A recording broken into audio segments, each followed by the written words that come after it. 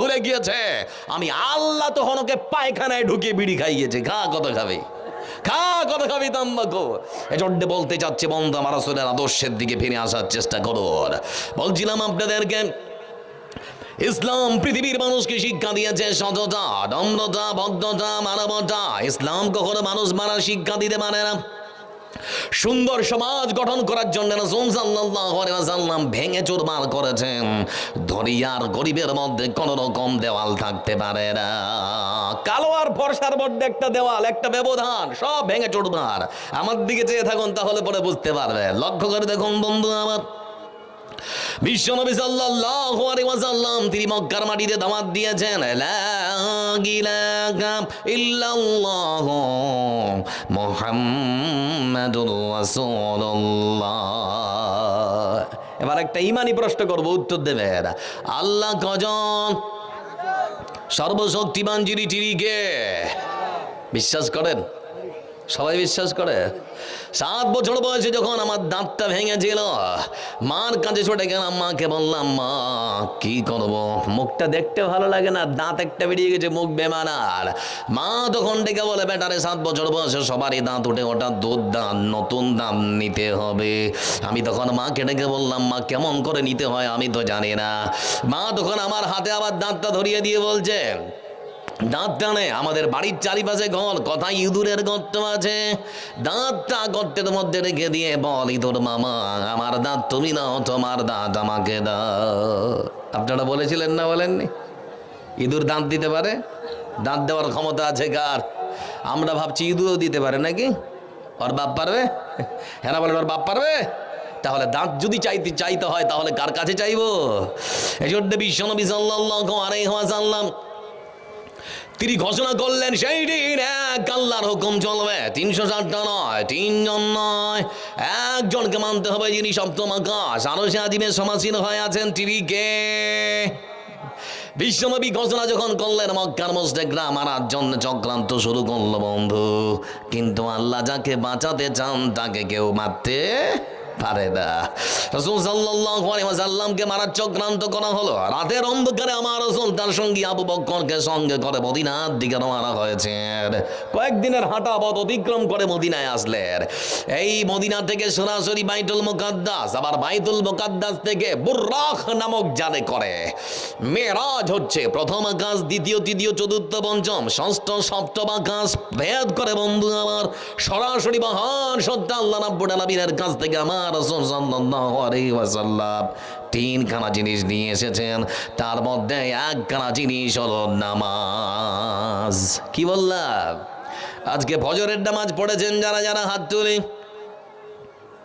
কথা বলে না, আর কেউ পড়েননি? আবার ভালো করে হাত তুলি। আর যারা পড়েননি ওদের জন্য আফসোস নয়, দোয়া করি আল্লাহ আপনাদেরকে সুমতি দিক, আর এরাদা করি আমরা ইনশাআল্লাহ নামাজ পড়বো। কেমন করে ঘুমাও তুমি ফজর করে কাজা, এমন তো হতে পারে জহরে জানাজা। পারে না? পারে না? হ্যাঁ না বলে না? পারে না? পারে না? মুসলিম হয় না জন্ম নিলে মুসলমানের ঘরে, কাফের মুমিন তফাৎটা হয় নামাজের উপরে। মুসলিম হয় না জন্ম নিলে মুসলমানের ঘরে, কাফের মুমিন তফাৎটা হয় নামাজের উপরে। এই জীবনে সালাত যেন, এই জীবনে নামাজ যেন হয় না কভু কাজা, এমন তো হতে পারে জহরে জানাজা মানুষ, এমন তো হতে পারে জহরে জানাজা। বেনামাজি পাবে না গায়ে নবীর শাফায়াত, দজক হবে শেষ ঠিকানা আঘাত আর আঘাত। বেনামাজি পাবে না গায়ে নবীর শাফায়াত, দজক হবে শেষ ঠিকানা আঘাত আর আঘাত। নামাজ বিনে পরপারে, নামাজ বিনে পরপারে পাবে না সে যাজা, এমন তো হতে পারে জহরে জানাজা মানুষ, এমন তো হতে পারে জহরে জানাজা। সবাই নামাজ পড়বো ইনশাআল্লাহ, ইনশাআল্লাহ। আমার বন্ধুরা, বলছিলাম আপনাদেরকে বিশ্বনবী সাল্লাল্লাহু আলাইহি ওয়াসাল্লাম তিনি নামাজ ও আরো দুটো জিনিস, একটা বলছি খালি, নামাজ নিয়ে তিনি আসলেন পৃথিবীতে, তো মসজিদের নববীতে বসে আছেন। আপনারা যেমন বসে আছেন না, তো আল্লাহ রাসূল বসে আছেন, তো মাশওয়ারা হচ্ছে আর কি। বিশ্বনবী বলছেন আমার স্বাধীনতা তোমরা বলো, আল্লাহর পক্ষ থেকে 5 ওয়াক্তের নামাজ নিয়ে এসেছি, দিন রাত 24 ঘন্টায় 5 বার নামাজ পড়তে হবে। কিন্তু বুঝতে পারছি না মানুষদেরকে কিভাবে আহ্বান করা যায় নামাজের জন্য, কি ভাষায় ডাকলে মানুষেরা নামাজ পড়তে আসবে। আচ্ছা তোমরা তোমাদের মতামত বলো। কেউ তখন বলে হে আল্লাহ রাসূল, ফজরের সময় হলে আমরা কেউ ঢোল বাজাবো, আল্লাহ রাসূল গ্রহণ করলেন না। কেউ তখন বলে জোহর হলে আমরা শঙ্খ ফুঁকাবো, রাসূল সাল্লাল্লাহু আলাইহি ওয়াসাল্লাম গ্রহণ করলেন না। বন্ধু আমার, এই মতো বলতে বলতে লক্ষ্য করে দেখা গেল দিন চলে গেল, রাত চলে আসলো, সকাল হলো। একজন সাহাবী আমার রাসূলের কাছে দৌড়াতে দৌড়াতে এসে বলে হে আল্লাহ রাসূল, রাতের অন্ধকারে স্বপ্ন দেখেছি। বলে কি স্বপ্ন? বলে এই যে দেখেন, এই যে দেখেন এই বাক্যগুলো আমি স্বপ্ন দেখেছি। এই বাক্যগুলো দিয়ে আমি যেন মসজিদের মিনার থেকে আমি মানুষদেরকে নামাজের জন্য আহ্বান করছি। মানে যে ভাষায় আপনারা আজকে আজান দিচ্ছেন, ওই বাক্যগুলো সুন্দর করে স্বপ্নে দেখেছে। বিশ্বনবী সাল্লাল্লাহু আলাইহি ওয়াসাল্লাম গ্রহণ করলেন। গ্রহণ করার পর মুসলিমের ইতিহাসে কে হবে প্রথম মুয়াজ্জিন? সবাই রাসূলের বুকের দিকে চেয়ে আছে, না জানি শতাধিক সাহাবীর মধ্য থেকে আমার রাসূল ইসলামের ইতিহাসে কার নামটা প্রথম মুয়াজ্জিন হিসেবে তিনি ঘোষণা করবেন।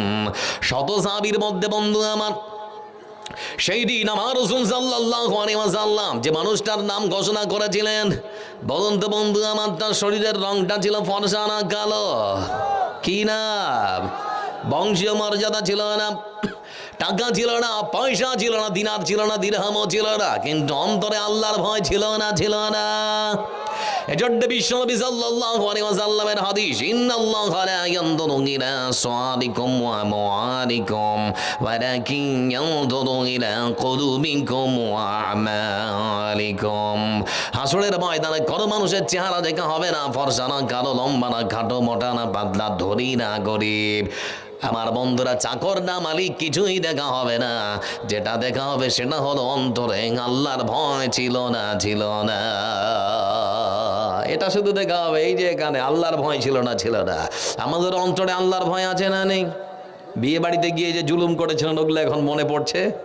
বিয়ে বাড়িতে গিয়ে যে ওই বরযাত্রীর সঙ্গে গিয়েছিলেন খেতে, কত জুলুম করেছিলেন মনে পড়ছে? গজ দেনাবে, মিষ্টি দেনাবে, দই দেনাবে। তোর বন্ধু বলছে হ্যাঁ রে, এতগুলো যে নিলি তো খেতে পারবি? বলে পারি, আর না পারে নিতে তো টাকা লাগে না। কত জুলুম চলেছিল সেই দিন। প্রত্যেকটার হিসাব হবে, হবে না? হবে না? খুবই সতর্ক, খুবই সাবধান। এজন্য বলছিলাম বন্ধু আমার, ইসলাম পৃথিবীর বুকে মানুষকে শিক্ষা দিয়েছে, মানুষকে মানুষ হিসেবে আপনাকে সম্মান মর্যাদা দিতে হবে।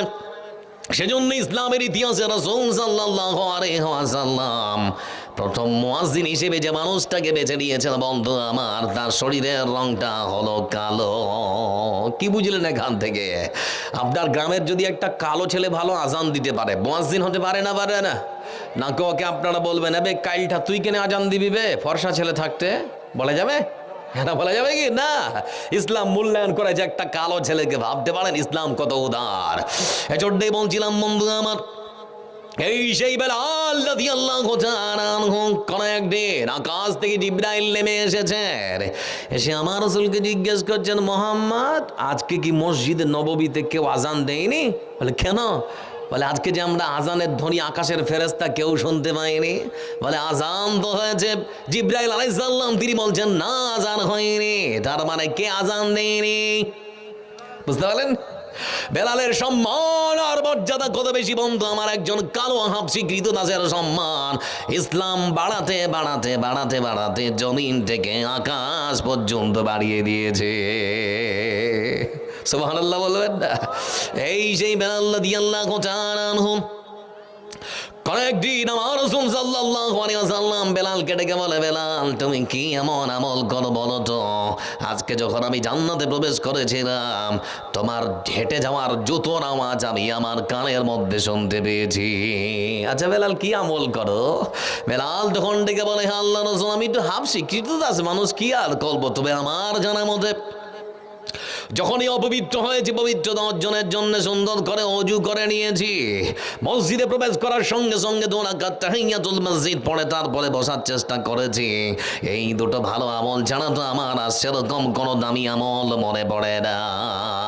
বেলাল রাদিয়াল্লাহু তাআলা আনহুকে তখন আমার রাসূল ডেকে বলে, ও বেলাল শুনে নাও, তোমার কাছে হতে পারে এটা সামান্য, তোমার কাছে হতে পারে এই আমল অল্প, কিন্তু আল্লাহ রাব্বুল নবীর কাছে তোমার এই সামান্য আমলটুকু এত সুন্দর গ্রান্টেড গ্রহণযোগ্য কবুলযোগ্য হয়েছে যে তোমার মতো একখানা হাফসি কৃতদাসকে আমার আগে আগে জান্নাতের ভেতরে হাঁটার সুযোগ করে দিয়েছে। ভাবতে পারেন বলতে একটা কালো মানুষের সম্মান কত। এজন্য বলছিলাম আপনাদের, ও যুবক ভাই আমার, সব কিছু ছেড়ে দিয়ে তোমার মতো যুবকেরা কোরআনের সংস্পর্শে যদি আসো, ভালো হবে না খারাপ হবে? কথা বলে না, আসা যাবে ইনশাআল্লাহ। বাড়ি গেলাম, বাড়ি গিয়ে লক্ষ্য করলাম আমার এই যে কটটা দেখছেন না নোংরা হয়ে গেছে। মাকে ডেকে বললাম, মা কিরে, তো আমি বলছি দেখো কটটা নোংরা হয়ে গেছে, পরিষ্কার করতে হবে। তো মা বলছে খুলে দে, খুলে দিয়েছি। তারপরে দেখছি আমার জুব্বাটাও নোংরা হয়েছে। মাকে বললাম, মা সেটাও নোংরা হয়েছে। মা বললো খুলে দে, খুলে দিয়েছি। তারপরে কোরআনটা হাতে নিলাম, কোরআনের কভারটা যখন খুলতে গেলাম দেখলাম কোরআনের কভারটাও নোংরা হয়েছে। মাকে ডেকে বললাম, মা কি করবো? বলে ওটাও খুলে দে, 3টা একসঙ্গে সাফ করে দিব। মা এবার নিতে আসলো কাপড়গুলো নিতে এসে বন্ধু আমার দামি কোটটার সঙ্গে মায়ের পায়ে যদি লাথি লেগে যায় আমার বিশ্বাস মনে কষ্ট হবে না? আমার মায়ের পায়ে যদি এই জুব্বাটায় লাথি লেগে যায় মনে কষ্ট হবে না? কিন্তু যারা বসে আছেন বলুন তো, ওই কোরআনের কাপড়টা কভারটা জুজদানটার সঙ্গে যদি মায়ের পায়ে লাথি লেগে যায় মনে একটু হলেও কষ্ট হবে না? হবে না? কথা বলে। বাজারে সব থেকে সস্তা কাপড়, দিনাজপুরের ভাষায় আমরা বলি টেরিকট কাপড়। বাজারের একখানা সস্তা কাপড় শুধুমাত্র কোরআনের সংস্পর্শে কোরআনের কভার হওয়ার কারণে তার সম্মান কমেছে না বেড়েছে? বাড়িয়েছেন জিরি টিরিকে। কথা বলেন, বাড়িয়েছেন জিরি টিরিকে। ও যুবক ভাই আমার, তোমার মতো হাজারো যুবক যদি সব কিছু ভুল ভ্রান্তি অনুশোচনা অনুতপ্ত সহকারে আল্লাহর কাছে ক্ষমা চেয়ে কোরআনের সংস্পর্শে আসতে পারে, কোরআনকে ভালোবাসতে পারে, আল্লাহ দিনকে ভালোবাসতে পারে, তাহলে পরে তোমাদের মতো যুবকদেরও সম্মান আর মর্যাদা আমার আল্লাহ বাড়াতে পারে না? পারে না? পারে না? পারে না? আসা যাবে তো ইনশাআল্লাহ রাসূলের আদর্শের দিকে। এজন্য বলছিলাম বন্ধু আমার, যারা বসে আছেন প্রত্যেকটা মানুষের সঙ্গে আল্লাহর অসংখ্য নিয়ামত, হাজারো নিয়ামত জড়িয়ে আছে না নেই? সবাই বলেন আছে না নেই? এবার একটা কথা বলছি, আমার দিকে তাকান, অবাক হয়ে যাবেন আপনারা। পশ্চিমবাংলার হুগলি জেলার পান্ডুয়া বলে একখানা জায়গা আছে, ওখানকার একজন 70 ঊর্ধ্ব একজন বৃদ্ধ মানুষ দুপুরবেলা তার পরিবারের সঙ্গে ভাত খাচ্ছে আর কি। খেতে খেতে খেতে খেতে বন্ধু আমার হঠাৎ করে বুকের বাম পাঁজরে প্রচন্ড ব্যথা অনুভূত হয়েছে। বুক ব্যথা করতে শুরু করলো। নিজের সন্তানকে তখন ডেকে বলে, বেটা সহ্য হচ্ছে না, তাড়াতাড়ি করে হাসপাতাল নিয়ে চল, না হলে পরে বাঁচব না।